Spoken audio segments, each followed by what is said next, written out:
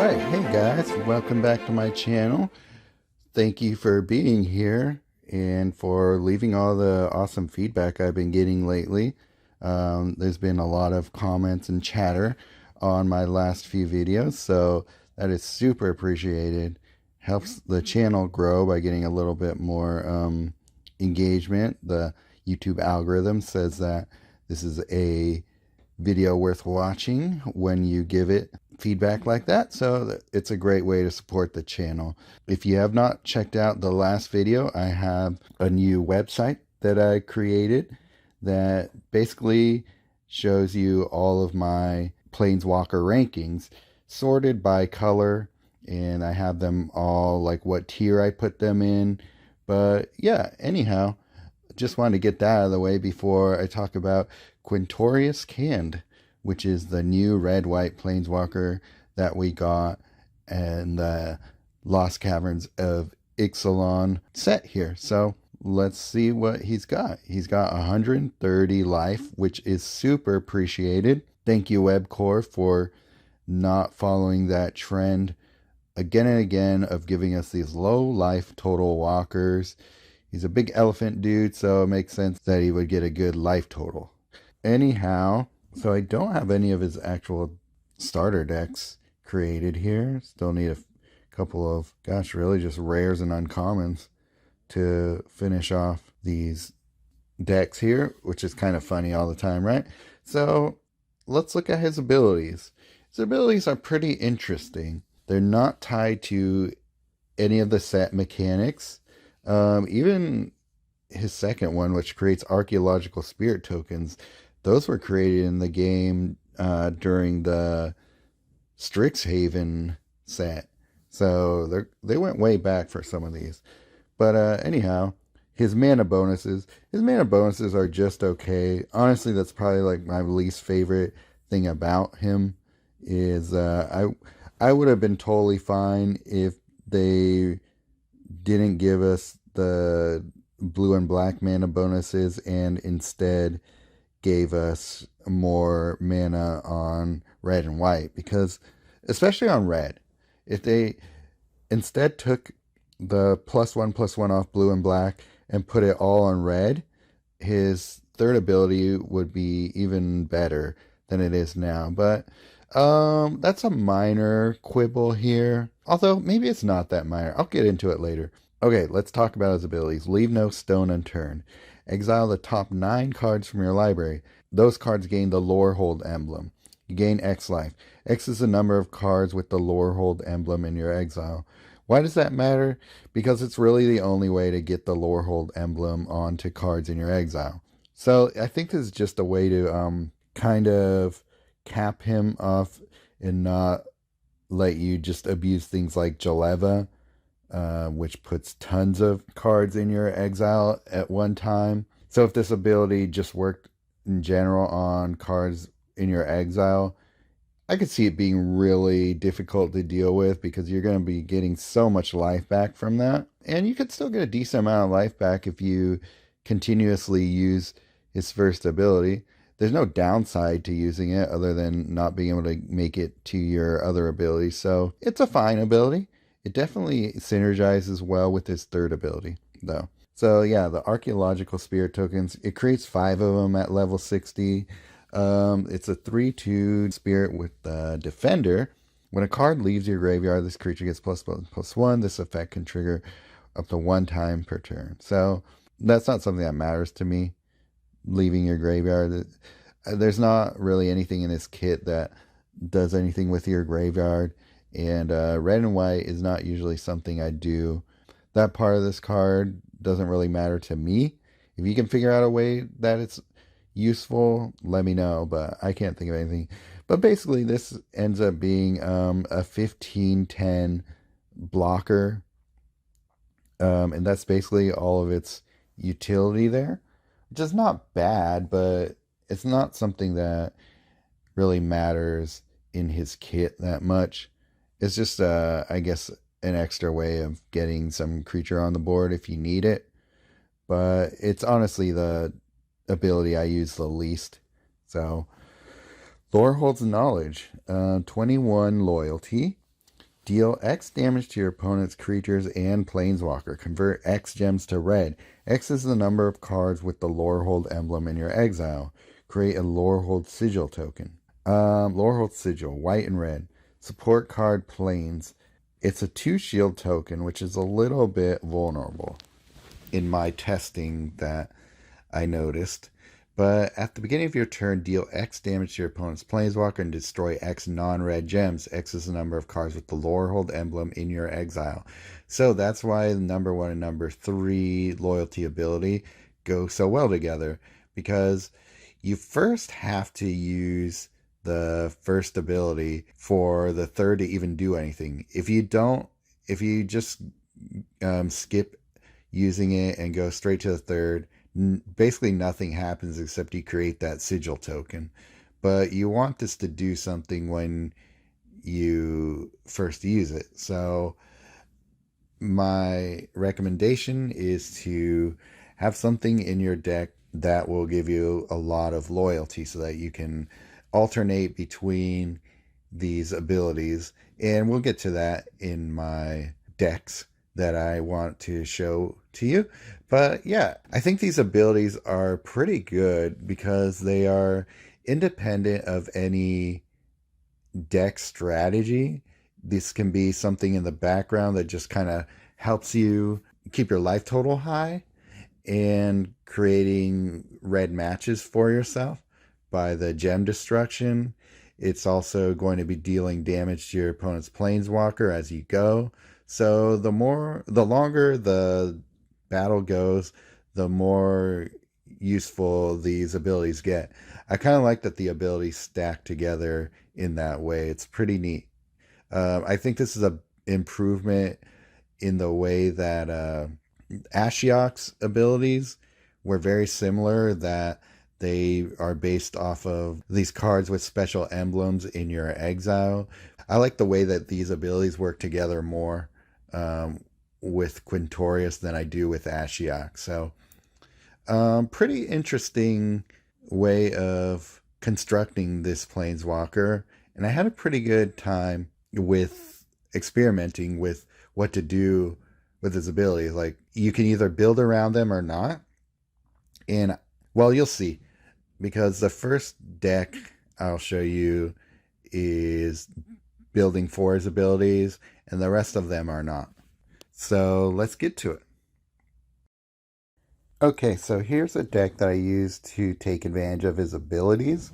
Since 2 of them are focused on things in your exile, I decided to use some cards that take advantage of that.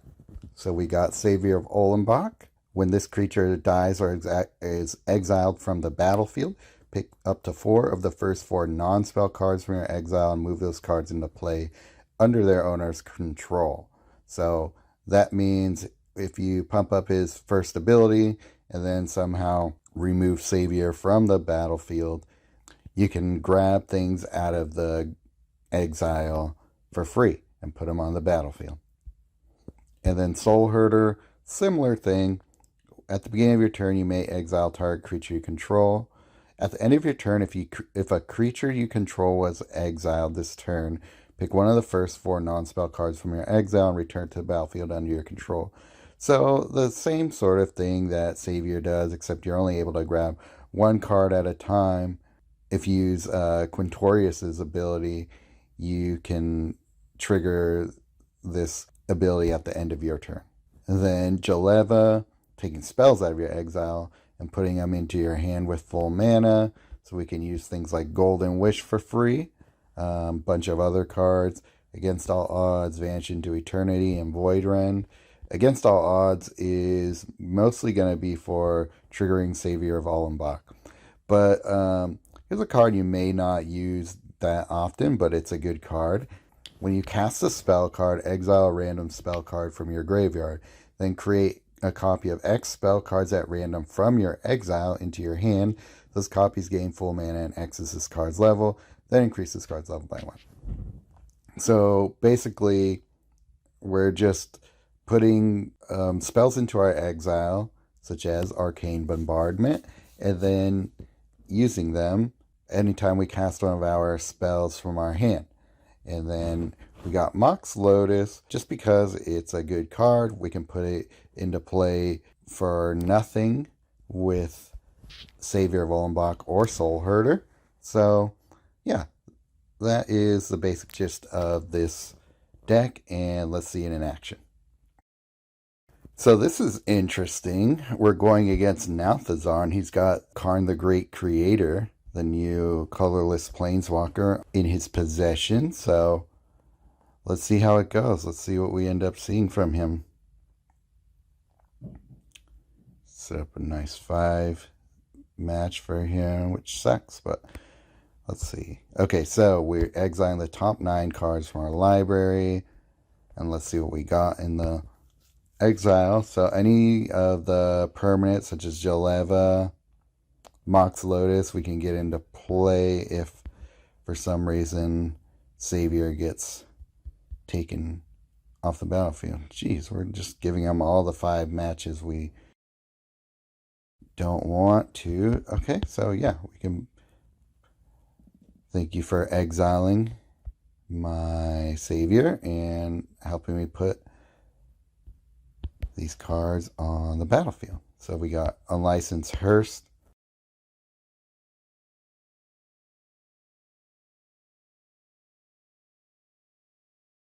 Sure.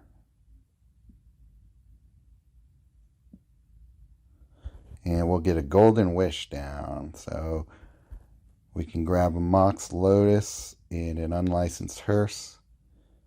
Okay, he bounced my Savior. Oh, he bounced 2 of my guys, but that's okay. We can get Savior on the battlefield and against all odds, hopefully. Keep exiling some of my cards here. Trigger our Lotus field.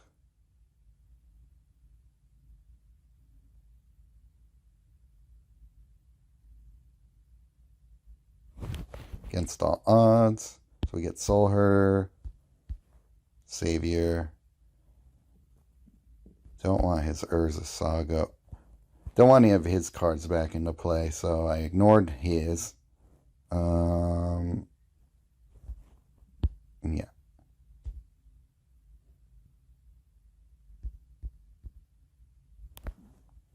Okay, that wasn't too painful. Let's see. Get Hearst.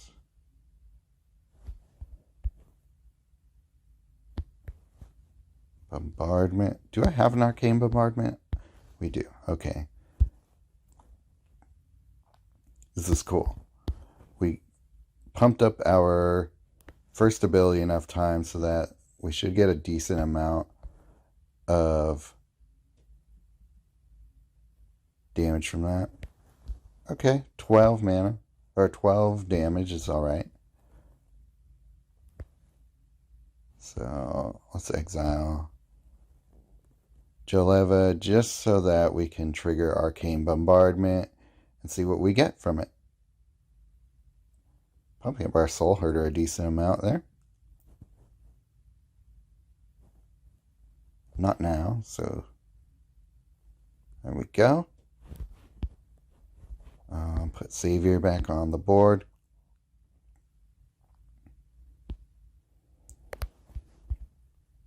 Exile Savior.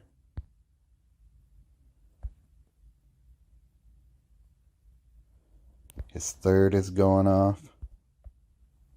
So that's what that was there.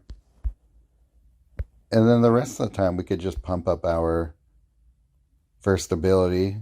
Unless we get all the way up to our 3rd ability again and just want to make it go off that way. Arcane Bombardment is going to give us a bunch of new spells, including Golden Wish. It's the only annoying thing about having Hearst in here. If you keep hitting those activate gems, it's just super annoying. Oh yeah, so it takes cards from Jaleva took cards from his exile and put it into mine, so that's why I had a random Great Aurora in here. But cool. So yeah, that gives you a pretty good idea of how this goes. Just alternate between you got to first hit his first ability so that his third does anything. But once you hit that third ability once and just start spamming the first, it just keeps getting better and better every turn. But every so often that Lorehold emblem, what's it called, Lorehold sigil, will break. So then you gotta hit his third again. But fortunately, Golden Wish will get you all the loyalty you need, and you'll be able to spam his abilities in that way. All right, on to the next one. Okay, so this deck is just all the mean beasts that I want on the board as quickly as possible. We got different ways of getting there, but we got Zilortha, Strength Incarnate, one of my favorite new creatures. At the beginning of your turn, this creature gets +X/+X. This X is this creature's power. So as long as he doesn't have haste, the next turn that you put him on the battlefield, he's going to be a 14/10 with trample, so not bad. When this creature attacks, however, this is where it gets good. When this creature attacks, discover 4 for each of the pick cards. If it is a dinosaur card, put that card into play under your control. So move all the cards that weren't fetched this way to the bottom of your library. So that's key. Getting a free dinosaur, something like a Galta or one of the other dinosaurs I have in my deck, is going to be awesome. And we're just going to be getting a lot of utility out of this card. Brass's Tunnel Grinder is an interesting card that I didn't really think was going to be all that great, but once I started playing with it, I actually really like it. So when this support enters the board, discard all cards without mana from your hand. Then draw that many cards +1. Those cards gain 2 mana for each of the support shield.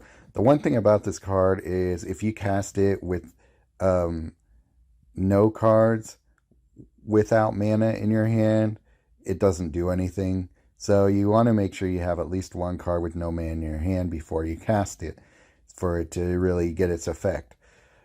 At the end of combat on your turn, if you match one or more support gems this turn, increase this card's level by 1. And at the beginning of your turn, if this card's level is 2 or more, transform this card. At the beginning of your turn, convert 5 gems to one of the colors of your greatest mana bonuses. Then if the last card in your hand has full mana, discover 4. So that discover 4 is not very reliable. It's more about converting 5 gems to the colors of your greatest mana bonuses. So yeah, you get a decent amount of utility out of this card as well. Sovereign Okinek Ahau. This card is awesome. He's a 3/4 12 mana cat noble with ward, but at the beginning of combat on your turn, your creatures get +X/+X until end of turn, and X is the greatest power among creatures you control. So that's why this is really good with Zilortha, because it just keeps basically doubling in power every turn. So it'll go from 7 to 14, next one will be 28, 56, and so on. So we're able to transfer all that power to all of the rest of our creatures with this cat. So he is awesome. As long as you have one other really strong card on the battlefield, then this guy just gets out of control. Yeah, then this is the dinosaur that we will be fetching or putting onto the battlefield with Zilortha if we can. At the beginning of your turn, discover 4, then gain 6 mana. That's already really good. And then at the end of your turn, create a red dinosaur token, then create a gold token. So that actually is okay, especially when you don't have a lot of other creatures or anything else on the board. He's a good way of setting up your board state. He doesn't die as much as I would have expected because of that nice first strike, but he is a flying berserker, so sometimes he does well for clearing your opponent's side of the board when it comes to creatures, because there are a lot of cards that get played that are 6 toughness or less, so he's pretty good. But yeah, it's all about that discover 4 and gaining 6 mana at the beginning of your turn. That can really help move things along. in terms of putting things on the board for you. And then lastly, we got Moonshaker Cavalry. You know how much I love this card. And yeah, this is just going to be pumping up our creatures, making Sovereign even better, and making sure Bone Horde doesn't die too quickly either by pumping it up. So yeah, again, we got some other fun stuff. I already showed you why I like Golden Wish and Mox Lotus. Koth Fire Resistance is just there for when we get his third ability, we're going to be doing a bunch of damage from the red gem conversion because of Koth. So yeah, let's show you how well this deck works. Okay, so we'll try and get Brass's Tunnel Grinder down first so you can see why it's cool. I probably should have put the Bone Hoarder first down. Oh well. So we get 6 mana. We'll see what happens here. It's usually not a good idea to put 2 Tunnel Grinders down at the same turn, but that's okay. I could probably be playing this match a lot better, but I'm just trying to get everything down so I can share with you everything.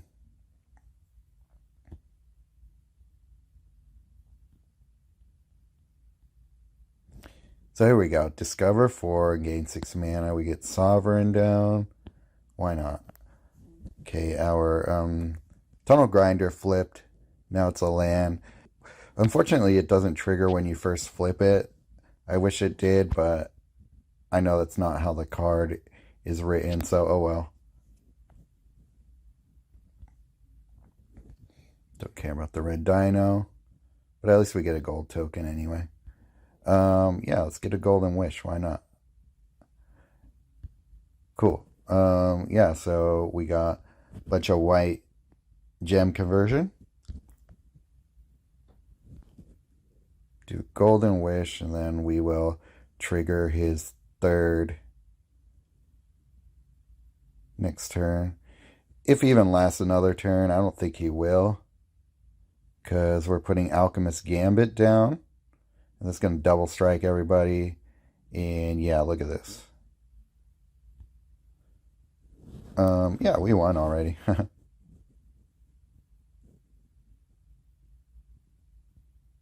This is why it's my quick win deck. That's about as quickly as it wins most battles. There's a lot going on in it. And yeah, it gets the job done. And I didn't even play the deck very well with a couple of turns. So yeah, I hope you like that one. And I have another for you, a Vampire Tribal deck that I'll show you now. So here's my Vampire Tribal deck. It's mostly centered around Bishop of Binding, which is a Vampire Cleric masterpiece, 11 mana. It's a 1/1, but when this creature enters the battlefield, exile target opposing creature. That card gains the Bind emblem.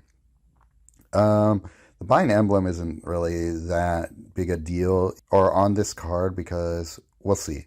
But the reason I like this card is because when this creature attacks, your vampire creatures get +X+X. All of them. X is the base cost of the last card in your opponent's exile. So you do need to exile something from your opponent's library or hand or battlefield for this vampire to keep pumping our creatures up. But it's really not that hard. So he serves as removal, and then when this creature leaves the battlefield, return the first card with the Bind emblem from your opponent's exile to their hand. Then this card loses the Bind emblem. So they don't actually get mana from it, so you're basically doing a delayed bounce with this creature. So that's really not bad. I think people, when they see the Bind emblem thing, they get scared of a card because usually giving the Bind emblem to something ends up being almost an advantage for your opponent, but in this card you don't have to worry about it being that. But yeah, let's look at the rest of our vampires. Lord Xander is a vampire, a very useful one. Lord Xander is good. I don't need to explain. Galton Mavrin, you should know why this card is really good, but in case you don't, it's a vampire. It creates vampires. Those vampires have lifelink, and then your creatures get pumped up from Galta and Mavrin if you don't create those vampires. So a lot of utility in this card. I know it's 25 mana, but we have things like Mana Crypt to make sure that they get mana to cast. And then our last vampire we'll deal with is Olivia, a vampire who creates other vampires for you. Because at the beginning of combat of your turn, gain control of target opposing vampire, gains haste and imminent death if you can't create a blood token. So when a blood token loses shield, deal 1 damage to target opposing creature, and it gains the vampire subtype. So built-in creature steal that your Bishop of Binding can also pump up once you do. And then we have just a bunch of other utility cards. Arcane Bombardment to work with our first ability. Rite of Flame to keep things going. Brass's Tunnel Grinder doing the same thing, as well as Sigarda's Splendor. A card that you don't see played enough lately, but it's a really good card. Anytime you make the first match during your turn, you draw a card and it gains half its mana. So kind of getting sort of a de facto discover out of this, but you don't get to pick which card it is, but it's a good card. So yeah, let's go show you what this deck works like. Okay, so first thing we'll do is get Brass's Tunnel Grinder on the board.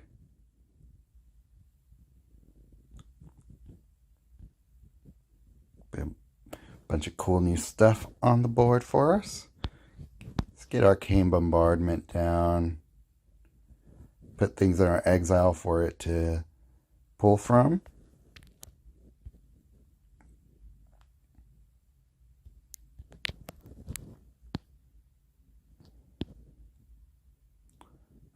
Not a lot of red or white matches yet. Shoot, we don't want that. I don't want to start stealing Golden Wishes. Can I get Xander? Gosh, what am I okay with him taking? I guess Brass's Tunnel. If he has to take it, he can.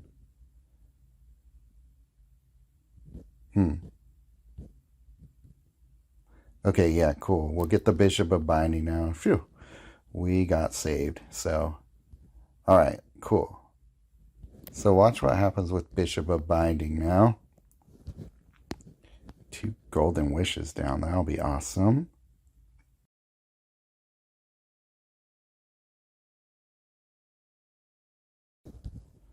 Rite of Flame. Okay, so I already used his ability first, so we won't have that till next turn. But yeah, here we go. So because that creature had 19 mana cost,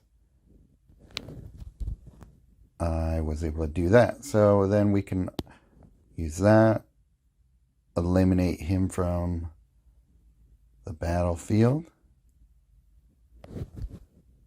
2 Rite of Flames. And yeah, our vampire is just helping us win hard over here. Oh, look at that. That was going off in the background. I didn't even realize. But yeah, you didn't even get to see most of the rest of the deck because the Bishop of Binding did well for us. Lorehold Sigil did 18 damage to Beaker. So yeah, as long as you keep pumping up that first ability, that Lorehold Sigil is going to just keep doing more and more damage as you go. So I have one last bonus deck for you guys to see here, and let's go.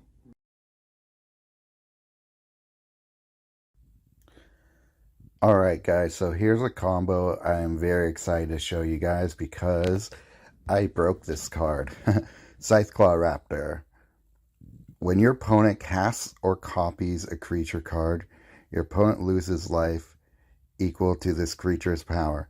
So what I ended up discovering is it's not when an opponent casts a creature card, it's when your opponent summons as well. So keep in mind that they may fix this, because that is not how this card is working at all. It is counting for summon, so enjoy this combo while it lasts, but it's very fun. So the damage that is or the life loss that is dealt is equal to his power, so we need ways to pump up the Scytheclaw. Number one best way of doing that is Moonshaker Cavalry. Your creatures get +X/+X, number of creatures you control, including their reinforcements. And it also reinforces our creatures for ourselves. So that is my favorite way. Second favorite way is Clay Champion. It's a little more conditional. You have to use the number of white gems on the board, and you have to have matched white gems for this to go off. So one way of making a lot of white gems, Healer of the Pride, and this is also a key combo piece, Eiganjo Uprising. So if you don't know, Healer of the Pride, anytime a creature enters the battlefield, both on your side or their side, you enlist 3 gems if you have full life. Enlisting 3 gems basically creates 3 white improved gems at a time.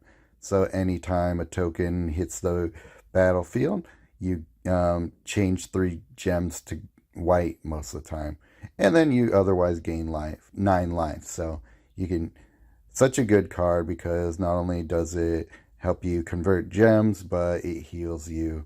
And if you're using a token generator such as Eiganjo Uprising, a lot of times that'll put you back to full life or create tons of mana or cascades, whatever you're looking for. So the way that this card is going to work is this creates tokens on your opponent's side. So you don't have to wait for them to cast something like Tainted Adversary. You can put Samurai tokens on their side of the board, and because Scytheclaw Raptor triggers on tokens entering their side of the board as well, that means that you're going to be you're making them lose life equal to the amount of power that Scytheclaw has, or at the given time, every time an Eiganjo Samurai ends up on their side. So we can do this up to 9 times. So we're going to be triggering Scytheclaw 9 times with a full stored mana Eiganjo Uprising casting. We got Mana Crypt. There's a lot of bugs with Mana Crypt, so I'm not using it that much, but it's a good card. Ensnaring Bridge. So this is one that I was able to spoil in a video earlier for the spoiler season. And so this is a great card for stalling to hit objectives. And then when you need to win, you can just use the combo, because it is not a creature damage based win con. It does use creatures, but my creatures don't have to attack for me to win. So this is just a pretty simple way of making sure that you don't win before you get your fun thing to go off. So pretty fun card for that reason. I'm sure it's super annoying to face, but yeah, so your opponent just loses life equal to the number of creatures into play. So not including their reinforcements. That is one thing about this card. So you can have all those Eiganjo token stacks, and it's not going to matter, because you're only going to be able to do 6 damage, or you're only going to be able to make your opponent lose 6 life every turn. So it's a slow way to win on its own, but if you're using non-creature based win cons, then this is a really good card for you. Sundown Pass for some extra mana. It's Chimil, the Inner Sun. This is a BFTA exclusive, meaning you get it from the non-dupe packs from Battles from the Ages. And it's a great card because you get to discover 4 twice at the end of your turn if you have the room in your hand to do so. And that really helps with getting our pieces for this combo on the board, which takes a lot of setup, and it's going to maybe take a few turns. So that's why Ensnaring Bridge is good, and this will also help us get there. We got Over the Top, which is, once we get all of our Eiganjo tokens on the board, this is going to help us put some of the other cards in our deck into play, and it's also going to give most likely a lot of mana to your opponent as well, which means that they'll be able to cast a bunch of cards on their turn, triggering the Scytheclaw Raptor. So I believe that should explain everything that's going on in this deck, so let's go watch it in action.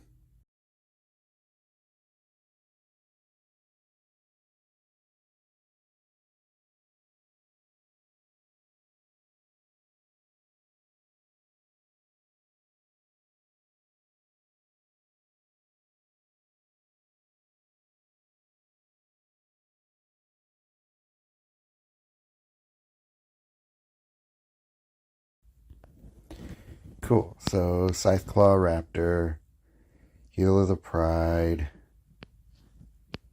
See if we can get one more Eiganjo before we set our combo off.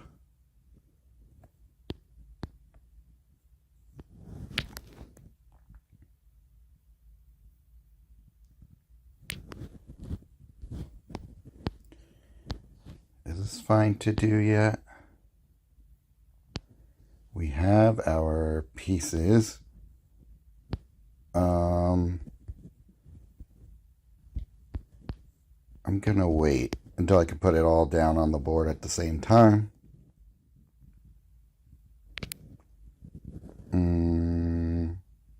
Sure, Eiganjos.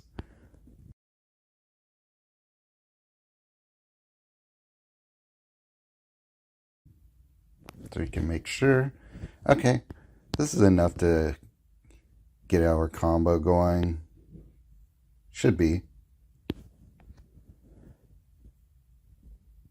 So let's see what happens. We pump up our Scytheclaw. So it's at 10. Let's go ahead and do our Samurais. Get some mana on the board to fill up our Clay Champion. Remember, we don't really need the Eiganjos on our side to be there, so we could replace it. And here we go.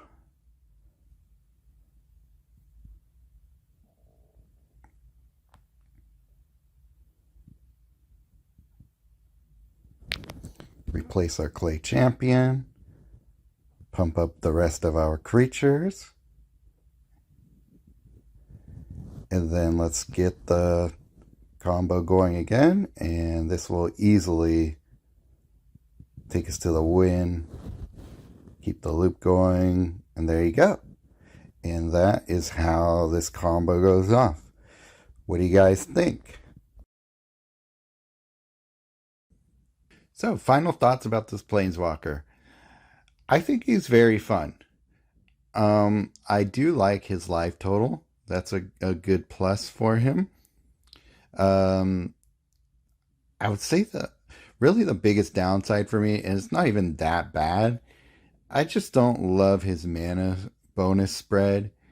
Like I said before, if we got just a little bit more per on-color match, I think he would be faster to set things up. Although, if you build for him, especially with all the new Discover cards, you get a lot of mana that way. So it's just in the beginning when you're trying to set things up.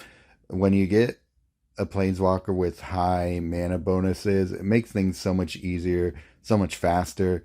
So he's not as fast to set things up as, say, Kalemne, but you're rarely not going to have a way to get at least some mana into your hand. So it's not that big of a detriment as mana bonuses. And who knows, maybe you do, maybe you're a player who likes a more even mana spread. I know people like Steve are that way, but honestly, he's the only person I know who actually enjoys that. But I don't know, maybe there's a lot of people out there who don't say anything on the discords, but they like this kind of thing. So if that's your thing, then cool, you might really like him. But other than that, I think his abilities are pretty fun. They're not like game wrecking or anything like that, but they can be very useful. So I would give him my grade probably like a A minus to B plus. Um, I just had a lot of fun. I think he's a unique planeswalker. Pretty fun color pie that he uses. Lately, red has gotten a big boost in just being able to play a mono red walker has been great. And then putting red and white together is usually in this standard hasn't been my favorite color combo, but I really like using him. I think he's got a lot going for him in his kit. Is he going to be somebody I use in like a lot of coalition events? Probably not, but he's definitely worth picking up for crystals when he comes to the game in that fashion. But if you're looking for a reason to spend money on the game and you're somebody who likes to collect all the planeswalkers, I think you would get some good use out of him. He's not somebody that you're going to regret picking up, I should say, in that regard, if that is the way you like to play the game. And I hope that the decks that I shared with you here, at the very least, give you some reason to chase those cards and look forward to picking up Quintorius Can when you're able to, in whatever way you're able to. So, yeah, thanks again to Webcore for sending me this Planeswalker. He's really fun. I really enjoyed playing around with him. And I look forward to moving on to the next review, which will be Karn the Great Creator. Till next time, be sure to check out my new website that I'll be linking to in the video description here. And I'll talk to you next time.